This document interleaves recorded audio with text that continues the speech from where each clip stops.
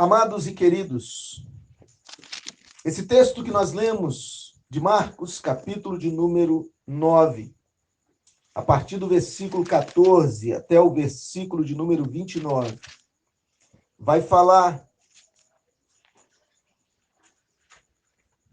de uma libertação que Jesus fez na vida de um homem possesso, um jovem que desde a sua infância estava aprisionado por algo maligno que o atormentava e queria o matar.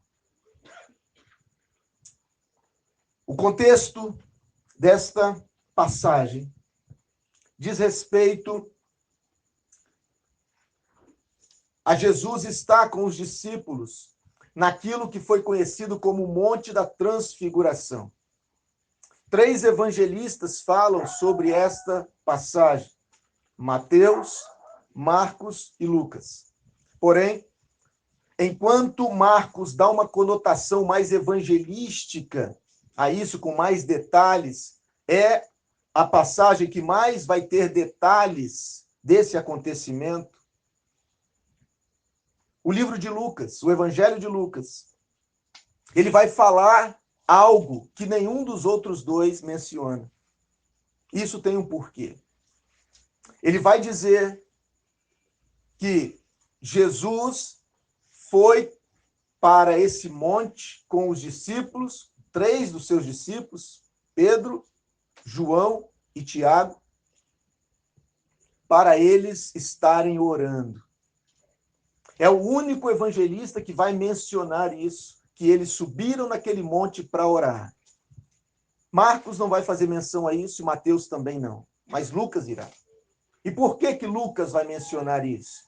Porque Lucas é o evangelho que uma pessoa deve lê-lo quando você está esperando algo de Deus. Você nasceu de novo em João, você entendeu o que é novo nascimento, você creu em Cristo, você abraçou a cruz, você renunciou a você mesmo, mas agora você está esperando o cumprimento da promessa, você está esperando ser cheio do Espírito Santo, você está esperando realmente Deus vir sobre você, te capacitando, não intelectualmente, mas espiritualmente. Você está esperando receber alguma coisa que só Deus pode te dar, para que você possa fazer o serviço que vai estar mencionado em Marcos, que é o serviço da evangelização. Então, as pessoas que estão esperando o Espírito Santo, como está mencionando lá em Lucas, né, no final do Evangelho de Lucas, quando ele diz: ficai em Jerusalém, até que do alto sejais revestidos de poder.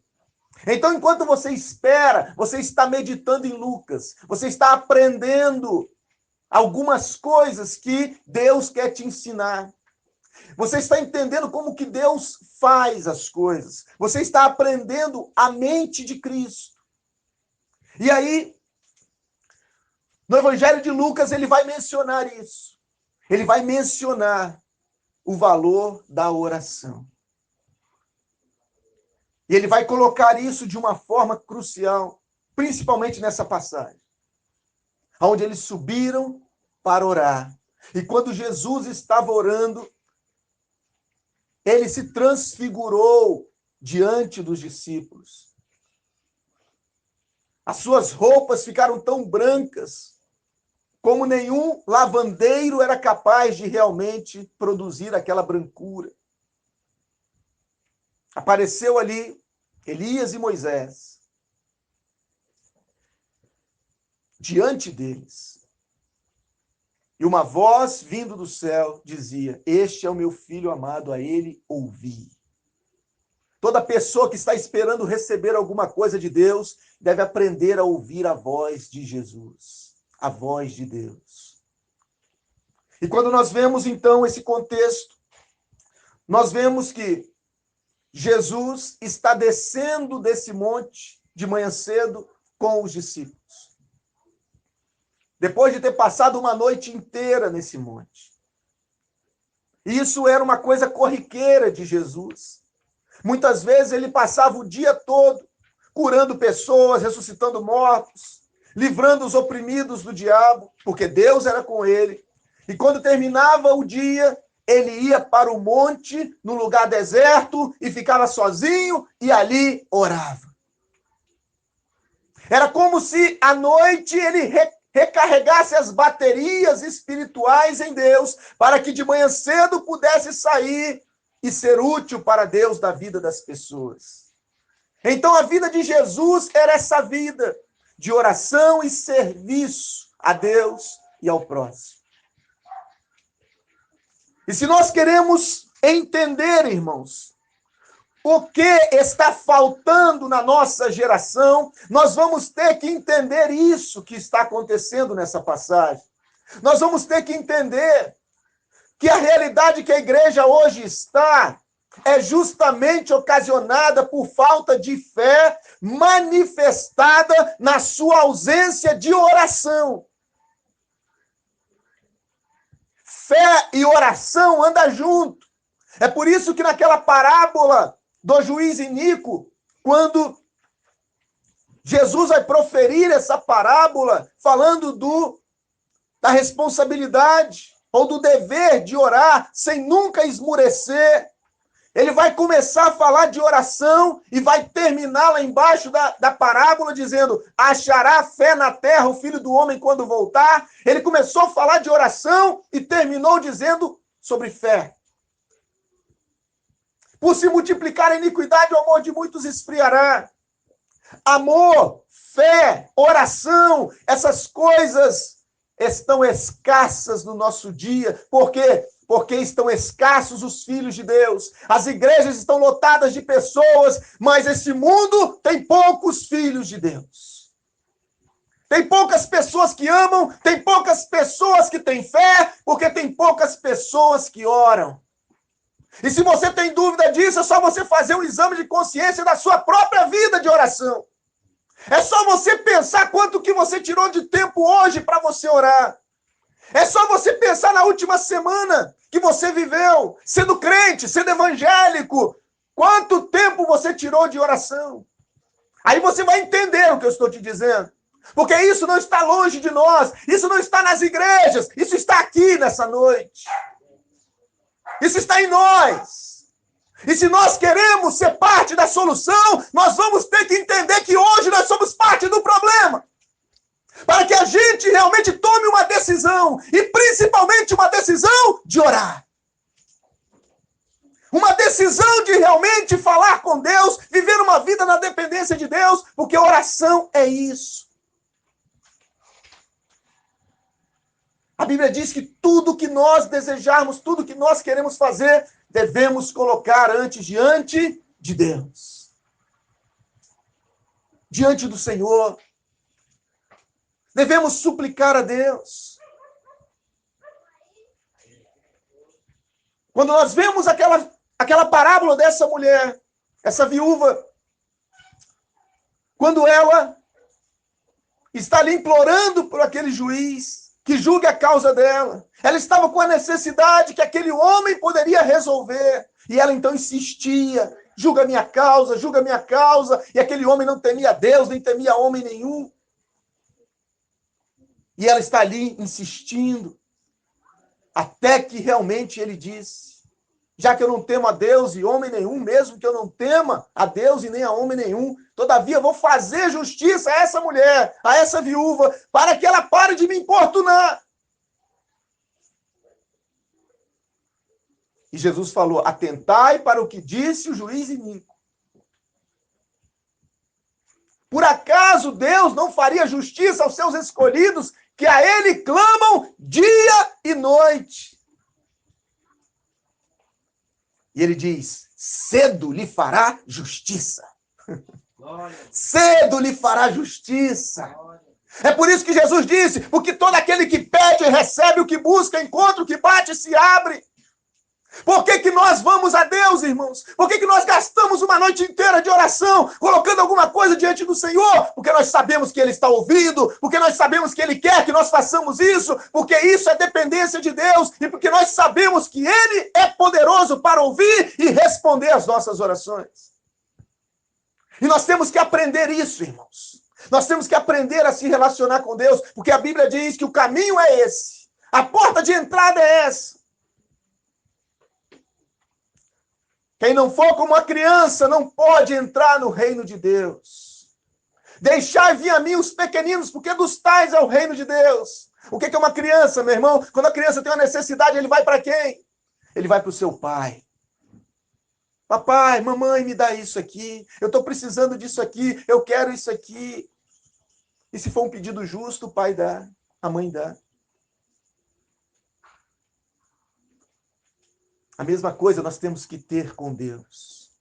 Se nós somos filhos de Deus, se Ele é o nosso Pai, a nossa provisão vem dEle. O que nós precisamos está nele. E a oração é justamente esse instrumento poderoso que vai nos fazer alcançar o céu e trazer o céu para a terra. Quando os discípulos chegaram para Jesus, pedindo a Ele que fizesse alguma coisa por eles, me chama a atenção que o que eles pediram a Jesus não foi para Jesus ensinar eles a curar. Não foi pedir Jesus que ensinasse eles a levantar mortos, ressuscitar mortos. O que eles pediram a Jesus é: ensina-nos a orar. Ensina-nos a orar. E como que Jesus ensinou eles a orar? Quando vocês orarem, orem assim. Pai nosso que está no céu, santificado seja o teu nome, separado seja o teu nome. O teu nome está sobre todo nome. Venha o teu reino, assim na terra como já é no céu. Que o teu reino que está aí no céu venha para a terra. Nós queremos ver o teu reino aqui vivido. O teu reino que é invisível, que é espiritual, que é eterno. Nós queremos ver ele aqui de uma forma visível, manifestada nesse mundo pecador. Venha o teu reino e seja feita a tua vontade, assim na terra como já é no céu. Então é Jesus ensinando a orar, ensinando a atrair a justiça do reino dos céus para a terra. E se você está pedindo isso, é porque você quer ser um instrumento de justiça. É porque você quer se entregar como instrumento de justiça. É porque você quer oferecer o seu corpo como instrumento de justiça. É porque realmente você quer trazer Cristo para este mundo através da sua vida manifestada no mundo pecador. O que é que a religiosidade pode nos ajudar nisso? Em nada. Porque tem muitas pessoas fazendo isso como reza ou como oração, e isso não passa de palavras vazias, porque isso não transforma, isso não muda, isso não é algo para ser repetido. Você vê Atos dos Apóstolos, tantas coisas que está mencionado ali, e você não vê apóstolo nenhum repetindo essa oração. Porque isso não é para ser repetido, isso é para ser vivido. Isso é para ser manifestado, isso é para estar no nosso coração. Esse anseio, esse reconhecimento de que Deus é meu Pai. E é o reino dele que tem que ser trazido para essa terra. E eu agora vou caminhar nessa direção. Mas, Senhor, me usa para trazer o reino para a terra. Manifesta quem o Senhor é através de mim. Eu vou renunciar, eu vou abrir mão, eu vou realmente buscar ao Senhor. Enquanto eu posso achar, eu vou te invocar enquanto o Senhor está perto, para que o Senhor possa encontrar em mim alguma coisa que seja útil para o Senhor, para uma geração caída, para uma geração perversa, para que elas possam te conhecer. É ansiar, irmãos, por isso. A oração é justamente isso, é nos levar a ansiar pelo céu, mas não para nós irmos para o céu, para trazer o céu para aqui. Tem muita gente que está na igreja, que aceitou Jesus, está esperando Jesus voltar. Jesus vai voltar, meu irmão, no tempo que nós não sabemos. E ele disse, não importa para a gente isso, não interessa para a gente isso. O que nós temos que fazer é o quê? Ser testemunha dele. Os discípulos estão dizendo, Senhor, quando é que o Senhor vai voltar? Ele falou, não vos compete saber aquilo que o Pai determinou pelo seu próprio poder. Mas recebereis poder ao descer sobre vós o Espírito Santo, e ser-me-eis testemunhas, tanto em Jerusalém quanto em toda a Judéia e Samaria e os confins da terra. Não fique preocupado em você ir para o céu. Fique preocupado em atrair o Espírito Santo para a sua vida enquanto você está aqui. É isso que ele está dizendo. Não vos compete saber quando Jesus vai voltar para levar a igreja. Compete a gente saber que nós devemos buscar o Espírito Santo. Como ele disse, mas recebereis poder ao descer sobre vós o Espírito Santo. A preocupação do crente não está em ele subir, está no Espírito descer. Para que realmente produza em nós esse caráter cristão. Para que justamente nos leve a fazer a vontade de Deus. Porque é o Espírito de Deus que conhece as profundezas de Deus.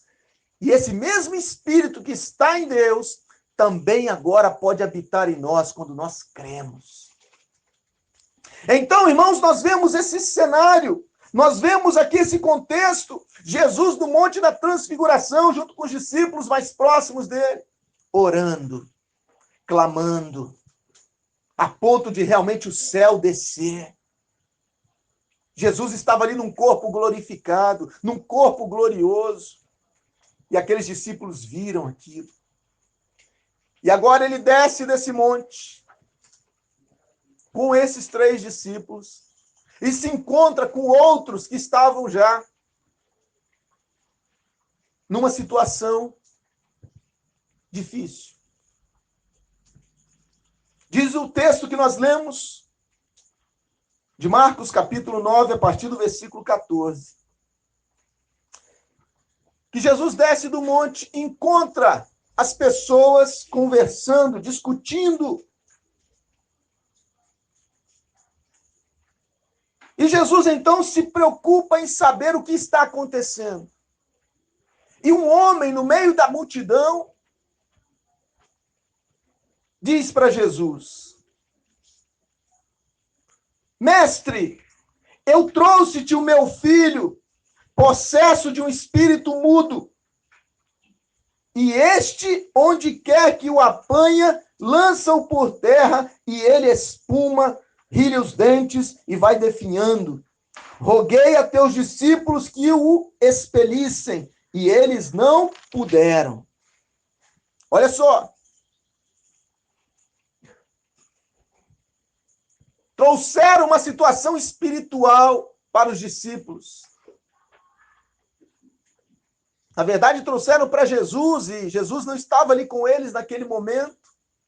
E eles, então, quiseram expulsar aquele espírito mudo. Mas não puderam. Olha o que Jesus vai dizer.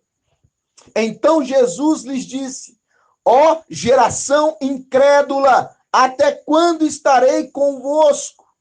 Até quando vos sofrerei? Até quando eu vou ter que suportar pessoas que carregam o meu nome sem levar também a minha natureza? Até quando? Jesus está perguntando que vão ter pessoas que vão professar ser seus discípulos sem imitar realmente a sua natureza. E aqui então nós vemos Jesus mandando trazer o menino. Irmãos, nesse texto, nós vamos ver aqui pelo menos 3 coisas. Nós vamos ver um mundo necessitado de Deus. Nós vamos ver pessoas que estão andando com Jesus sem o conhecer. E vamos ver pessoas que realmente podem fazer a diferença. Podem ser um socorro para este mundo. Na pessoa de Jesus. Pessoas com necessidades. Pessoas que se colocam numa situação de resolver essa necessidade, mas sem poder. E Cristo, que chama a si a responsabilidade e intervém para o bem do pecador. Qual desses lugares que nós estamos? Você já percebeu que muitas pessoas procuram a igreja para receber alguma coisa? Quantas pessoas procuraram Jesus para receber algumas coisas? Uns para receber cura, outros porque um ente querido tinha morrido. Outros para receber comida. Quando Jesus fez a multiplicação dos pães, depois ficaram indo atrás dele querendo cesta básica.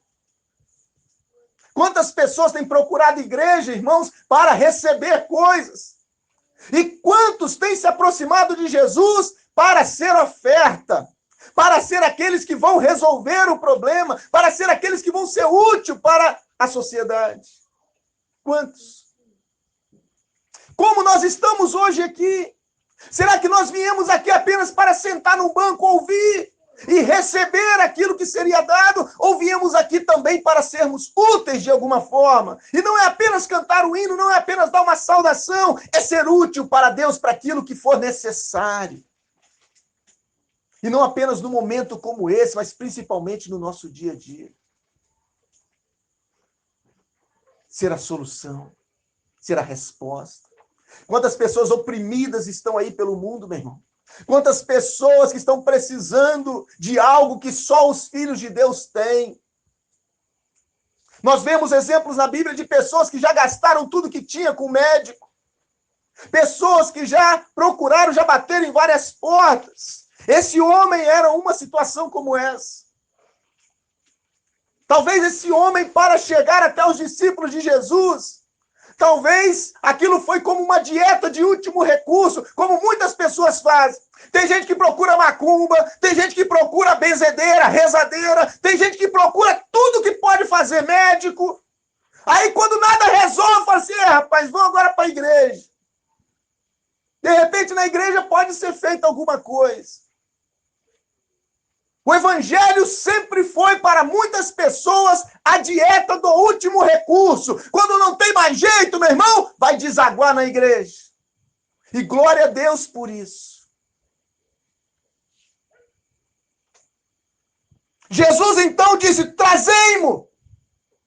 E quando ele viu a Jesus, o Espírito imediatamente o agitou com violência e caindo ele por terra, revolvia-se espumando. Perguntou Jesus ao pai do menino, há quanto tempo isso lhe sucede? E ele então diz, desde a infância, respondeu. E muitas vezes o tem lançado no fogo e na água, para o matar. Mas se tu podes alguma coisa, tem compaixão de nós e ajuda-nos. Se tu podes fazer alguma coisa, você imagina, irmãos. Esse homem já tinha batido em várias portas, imagina, ao longo dos anos.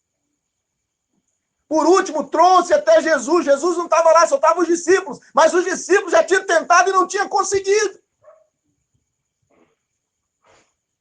Ele agora estava desesperançado. A esperança que ele tinha minguado. A fé já não era mais uma fé ativa, no sentido de levar ele realmente a crer que aquilo que ele tinha sido direcionado iria resolver o problema. Ele levou ali porque acreditava que Jesus podia resolver. Mas agora nem nisso ele acreditava mais. Porque os próprios discípulos de Jesus não puderam resolver. Paulo vai dizer, irmãos, na sua carta aos Coríntios, fala que muitos não têm conhecimento de Deus. Ele fala, digo isso para vergonha a vós. Muitas pessoas que têm apenas professado o nome de Deus. E, na verdade, isso é uma característica desse tempo que nós estamos vivendo. Mas não tem realmente a natureza de Cristo, a natureza de Deus. Então, irmãos, nós vemos aqui que esse homem está agora duvidando. Se tu podes fazer alguma coisa, ajuda-nos. E Jesus então virou para ele e não questionou o que ele disse. Porque Jesus entendeu o porquê que ele estava dizendo aquilo. Jesus disse para ele: se tu podes. Quer dizer, até você pode. Esse problema aí, até você pode resolver. Porque tudo é possível ao que crê. Agora entenda uma coisa, meu irmão. Entenda uma coisa. A gente está num tempo de colocar algumas coisas no lugar em relação ao entendimento de evangelho. Quando Jesus vai dizer, inclusive no Evangelho de Marcos, comissionando a igreja, dizendo para ela ir expulsar demônios, ele está dizendo que nós devemos realmente crer. Não que você vai orar e aquilo vai resolver. Mas você crê em Cristo. Estes sinais seguirão os que creem. Em meu nome expulsarão demônios, falarão novas línguas. Se comerem alguma coisa mortífera, não lhe fará dano algum. Estes sinais seguirão os que creem. Os que creem o quê? Nos sinais? Não, os que creem em Cristo. E nós precisamos realmente entender isso. E o que Jesus está dizendo é justamente isso. Você não precisa duvidar se eu posso fazer, porque isso até você pode fazer. É o que Jesus está dizendo para esse homem. Porque tudo é possível ao que crê. Só que esse crer, irmãos, esse crer aqui precisa realmente ser entendido, porque muitas pessoas não sabem o que é crer. E nesse texto aqui, isso está ensinando a gente o que a Bíblia chama de crer. Que tem a ver com nós dependermos de Deus. Buscar em Deus a resposta, buscar em Deus a suficiência, buscar em Deus a autoridade, buscar em Deus os recursos espirituais. Ele está dizendo, se você realmente confiasse em Deus, se você tivesse uma vida de oração, se você realmente entendesse o valor disso, você também poderia resolver o problema do seu filho.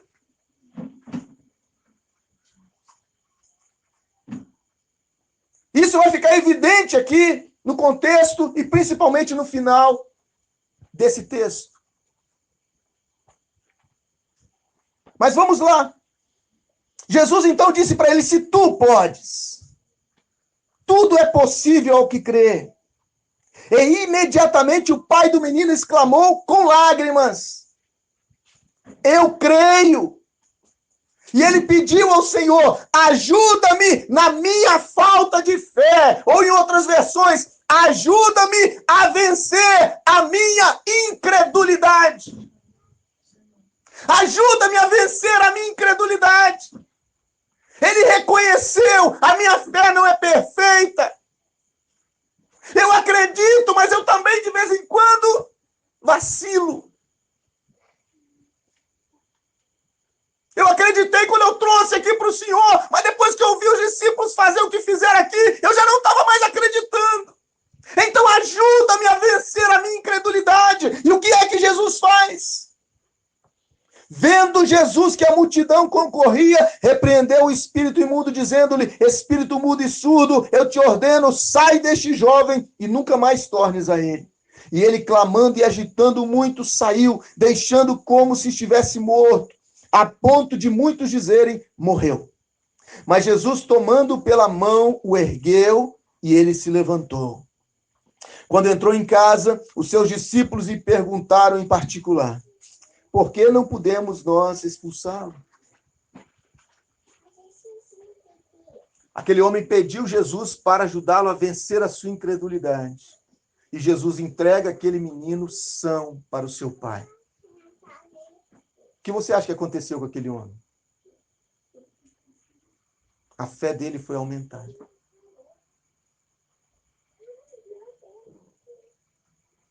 Depois os discípulos que tinham naufragado naquilo que realmente deveriam ter resolvido. Chegaram para Jesus querendo saber, falaram, Senhor, por quê? Por que que a gente não pôde expulsar? Talvez eles estivessem dizendo para Jesus, nós fizemos a mesma coisa que o Senhor, nós mandamos ele sair. Nós repreendemos o espírito, só que ele não nos obedeceu. Por quê? E Jesus vai dizer para eles, respondeu-lhes, esta casta não pode sair senão por meio de oração e jejum. Você quer resolver problemas espirituais? Uma cesta básica, você não precisa de orar para dar a ninguém. Tirar R$100 do bolso para ajudar a pagar uma consulta médica, você não precisa orar para isso. Mas se você quer ajudar as pessoas no nível espiritual, você tem que aprender o caminho da oração e do jejum. A sua vida tem que ser uma vida de oração. A sua vida tem que ser uma vida de renúncia. A sua vida tem que ser uma vida voltada para Deus, como a de Jesus foi. Você tem que aprender a se relacionar com Deus na sua dependência. Isso é crer. Porque ninguém passa uma noite inteira de joelho diante do Senhor sem realmente crer que Ele está te ouvindo. Ninguém gasta seu tempo ajoelhado, quer seja meia hora, 1 hora, falando para alguém que você sabe que não tem ninguém ali para te ouvir. Mas se você está pedindo, se você está clamando, se você está ali gastando um tempo com alguém, é porque você sabe que aquela pessoa está ali e ele está te ouvindo. Eu te digo mais, Deus quer que nós façamos isso. Isso é a nossa demonstração de dependência de Deus. Jesus falou, eu só posso fazer o que vi meu Pai fazendo.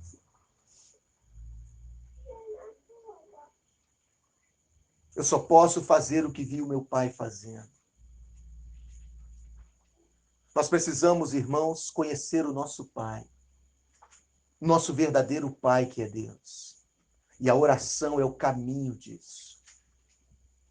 Jesus, falando para os discípulos em Mateus, ele diz, vigiai e orai. O espírito está pronto, mas a carne é fraca. Vigiai para que não entreis em tentação. Não adianta só você ter uma vida de oração sem vigilância. Não adianta você querer apenas gastar tempo com Deus sem vigiar. Essas duas coisas são como duas asas de uma ave que ela precisa para voar. Orar e vigiar. Quando eu estou com Deus, estou clamando, estou orando, andando em espírito, falando com Deus, orando em todo o tempo, com toda oração e súplica no espírito. Mas em relação aos meus olhos, em relação à minha mente, em relação às minhas atitudes, eu estou vigiando. Eu oro e eu vigio. É isso que é a fórmula para ser útil para Deus. E é isso que a igreja desse tempo vai precisar aprender. Não perder seu tempo com distrações. Não gastar tempo com coisas inúteis. Usar esse tempo realmente para aquilo que importa para o reino de Deus. E principalmente oração. Você pode gastar um dia inteiro, meu irmão, numa internet, numa rede social. Isso não vai te acrescentar nada. Muito pelo contrário. Vai te emburrecer. Mas se você pegar esse mesmo tempo e dedicar isso ao Senhor, você vai ver como que a sua vida vai mudar. Mas você sabe por que é difícil? Você sabe por que é difícil o tempo que você está gastando à toa? Você não gastar com Deus? É porque você não crê.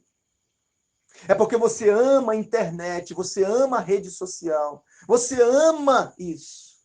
Você não ama a Deus. A evidência que nós não amamos a Deus é justamente aonde nós gastamos mais o nosso tempo.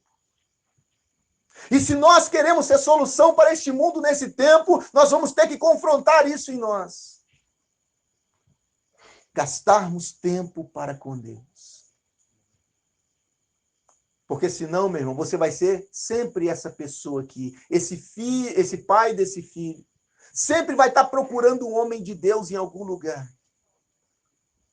Sempre vai estar procurando um pastor para orar por você. Sempre vai estar procurando um profeta. Sempre vai estar procurando alguém para te dar uma resposta.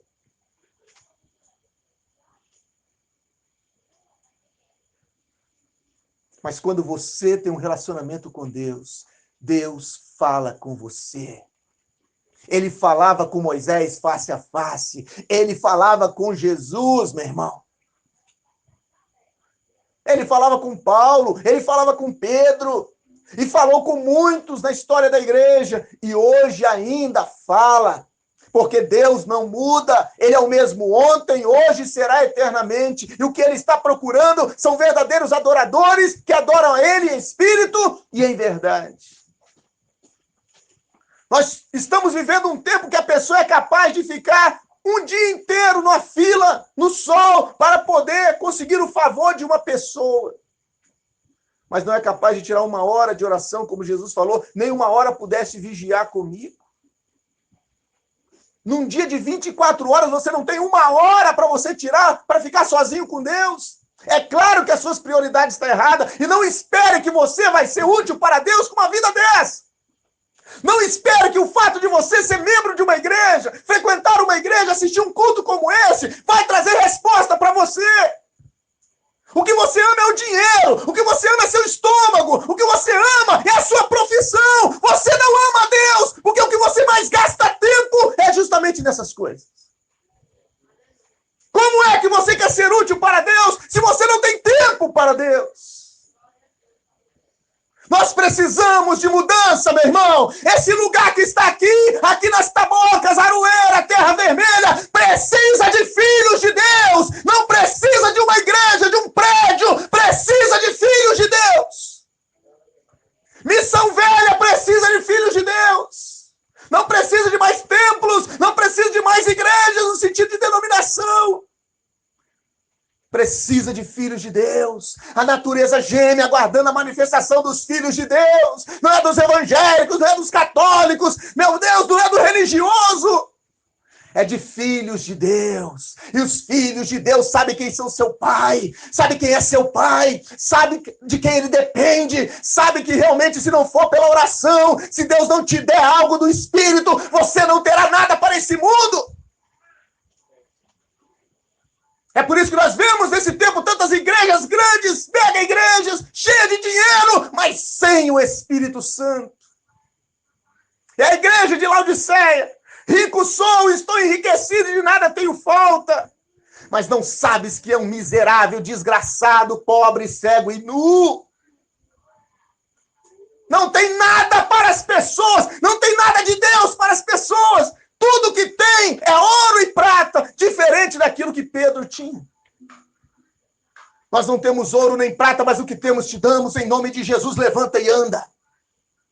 Temos uma igreja, meu, que é capaz de matar a fome do mundo, se realmente investisse o que tinha para realmente saciar a fome do mundo. Uma igreja cristã rica de dinheiro, mas pobre de espírito. E não é pobre de espírito no sentido bom da palavra, como Jesus disse, bem-aventurados os pobres de espírito. Não, não é nesse sentido. Pobre no sentido de não ter mesmo. É nesse sentido da igreja de Laodiceia, de ser um miserável, desgraçado, pobre, cego e nu. E como eu disse, isso não está lá em Missão Velha, isso não está lá no Espírito Santo. Isso está aqui hoje. Essa miséria está aqui hoje, em nós. Na nossa vida pobre de oração. Na nossa vida pobre de dependência de Deus. Na nossa falta de fé. Na nossa incredulidade. Hoje, se nós fôssemos olhar essa passagem aqui, talvez nós não somos como aquele menino que está possesso, que o diabo está fazendo o que quer dele, mas nós somos muitas vezes esse pai desse menino. Está procurando alguém para resolver um problema que era para ele resolver, se ele tivesse a atitude certa. Se ele entendesse que ele mesmo poderia resolver, se ele tivesse uma vida com Deus, se ele tivesse comunhão com Deus, se ele amasse a Deus, se ele realmente cresce. Não me diga que você crê em Deus se você não ora.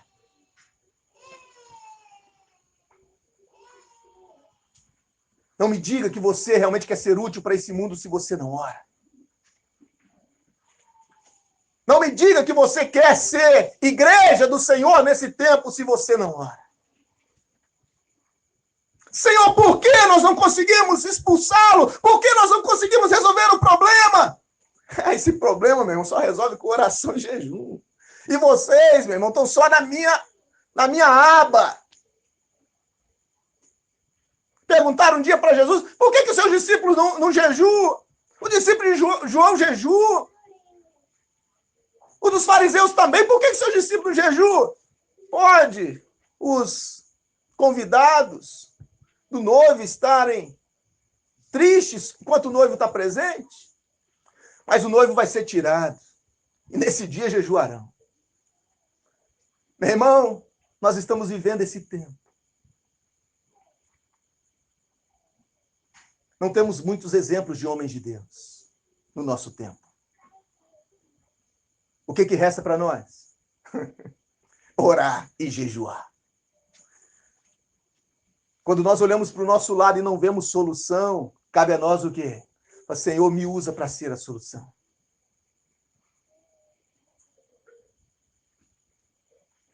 Deus vai levantar nesse tempo, irmãos, uma igreja poderosa. Mas esses que Deus vai levantar são os que entenderem isso aqui. Os que realmente querem ser solução. E os que querem ser solução, você vai encontrar eles orando. Orando sem cessar. Orando como quem depende. Orando como quem não tem outro recurso. Se o Senhor não fizer, não tem mais nada que nós possamos fazer. Você pode ter todo o dinheiro do mundo que não vai resolver. Você pode ter os profissionais que você quiser da saúde dentro da igreja, não vai resolver. Você pode ter todos os recursos humanos, não vai resolver. Nós precisamos do Espírito de Deus em nós, porque é isso que nos torna igreja. É isso que nos faz igreja. 1 João capítulo 1, versículo 4 diz, a nossa comunhão é com o Pai e com o Filho. E está implícito ali a pessoa do Espírito Santo na vida da igreja. Sendo a vida da igreja. Fazendo com que ela tenha comunhão com o Pai e com o Filho. Você está entendendo? Você está entendendo aonde nós estamos? Você está entendendo aonde nós chegamos? Pois é. Deus está mostrando isso para nós, para a gente saber, para ser assertivo naquilo que a gente quer caminhar. Você que está aqui nessa noite ouvindo essa palavra. Você que vai ter a oportunidade de escutar isso de outras formas. Você pode tomar uma decisão. Se o teu coração realmente inquieta para ser útil para Deus nesse tempo, você vai ter que realmente confrontar a sua vida de oração. Está vendo alguém orando? Preste atenção que Deus está fazendo alguma coisa. Todos os homens da Bíblia que realmente foram úteis para Deus em alguma coisa, Deus os levou para a oração.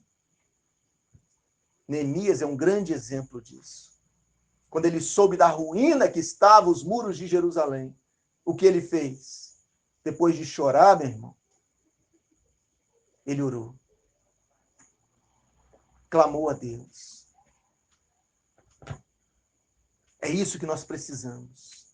Porque a resposta está em Deus. O remédio para um mundo doente não está na medicina, não está na ciência, como está sendo tão propagado hoje. A resposta para esse mundo, meu irmão, continua no lugar que sempre esteve, em Deus. Aleluia. Na pessoa bendita do Espírito Santo. Foi por isso que Jesus veio nesse mundo, venceu e foi para a glória, para poder enviar o Espírito Santo. Porque sem ele nada podemos fazer. Só podemos distrair as pessoas. É por isso que os cultos viraram isso. Viraram um encontro social. É por isso que as igrejas viraram clubes.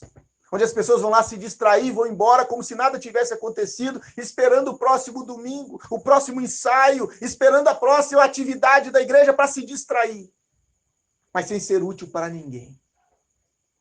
Não é isso que Deus chama de igreja. E não é isso que Deus quer para a sua igreja. Nós estamos num tempo, irmãos, de entender a nossa miséria e que isso nos leve para a oração. Porque sem isso não há esperança. Jesus orou por quê? Você acha que Jesus precisava orar? Ele orou nos dando exemplo. E se ele, sendo quem ele foi, orou, o que dirá de eu e você? Quando você se afasta da oração, irmãos, um monte de coisa se aproxima de você.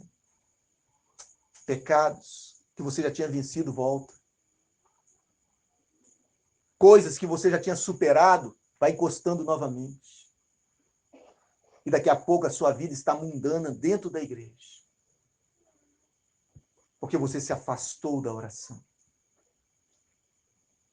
É tempo de orar. É tempo de buscar o Senhor. Busque o Senhor enquanto se pode achar. Invoque Ele enquanto Ele está perto. Se o meu povo que se chama pelo meu nome se humilhar e orar, se arrepender dos seus caminhos, seus maus caminhos, se converter dos seus pecados, então eu ouvirei do céu e sararei a sua terra. A primeira obra que Deus faz na oração é na nossa própria vida. É fazendo com que a gente realmente seja curado da nossa incredulidade, para depois ser útil para cuidar da incredulidade do outro. Não tente cuidar do problema do outro sem antes, meu irmão, ter um encontro com Jesus. Sem antes resolver o seu problema com Jesus. E isso não é para uma pessoa específica, isso não é coisa para pastor, isso não é coisa para obreiro, isso é coisa para todos aqueles que são filhos de Deus. Que nós, nessa noite, possamos entender isso e sair daqui com alguma decisão. Ou vamos orar mais para ser úteis, ou vamos continuar essa vida miserável que nós estamos vivendo, sem ser útil para ninguém, nem para nós mesmos. Uma vida medíocre, que qualquer programa de televisão nos derruba, qualquer programa de internet nos derruba, qualquer rede social rouba o nosso tempo, porque estamos fracos demais para dizer não para isso. Não temos força, porque a nossa força vem do Senhor, através da oração. Se você crê, você vai orar. Se você não crê, você vai continuar vivendo essa vida medíocre. Vamos colocar de pé? E vamos orar.